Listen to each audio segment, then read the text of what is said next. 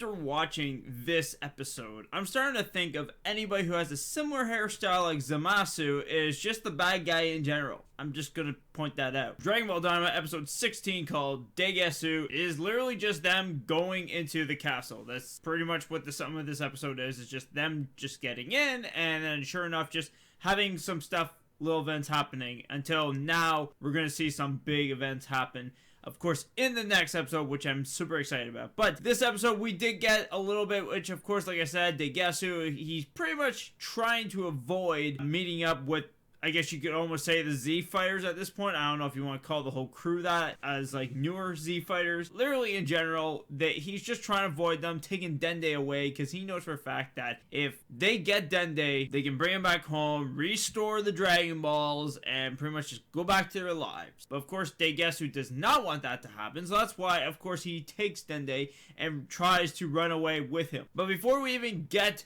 to that part, they stumble upon a force which I personally think would just be the next Ginyu Force, but they're called Gendamari Force, and they get their butt whooped, but not by everybody, just by Vegeta, because hand-bombed everybody.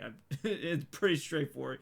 They took him out pretty easy. But just like them, they do take out Degesu as well, which is when they save Dende, and of course, they capture Degesu, and now Pansy's Fire's army is pretty much taking them to jail, or, I don't know, they're capturing them. That's pretty much all I know. But while that's all happening, we do meet up with this girl that I literally thought was supposed to be like an imposter undercover Degesu from the last episode. For some weird reason, I thought of that. Anyways, this random chick has the eye and is looking for Degesu, doesn't meet up with them, but meets up with Goma and literally tells her that she can have whatever she wants, just give him the eye, and that's all that matters. But as he obtained the eye, he gets into his big, gigantic form, and it's gonna be interesting. And I don't know how to tell you, but usually when parents and all see their child grow up to be very big, usually they're happy for that particular reason.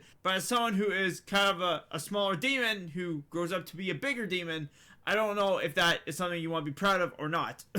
But other than that, that's pretty much the sum of the episode. It's not that bad. It's just, you know, more straightforward to an episode.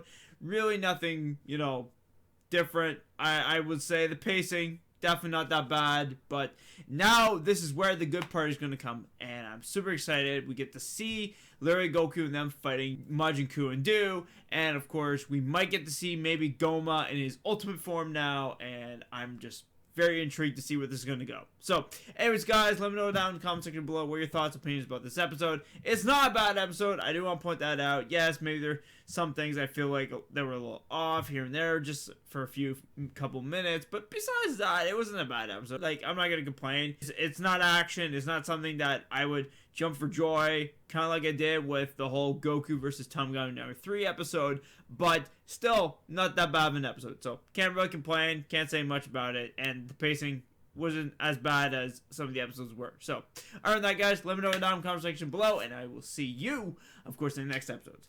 Peace out, everybody. Have a great day.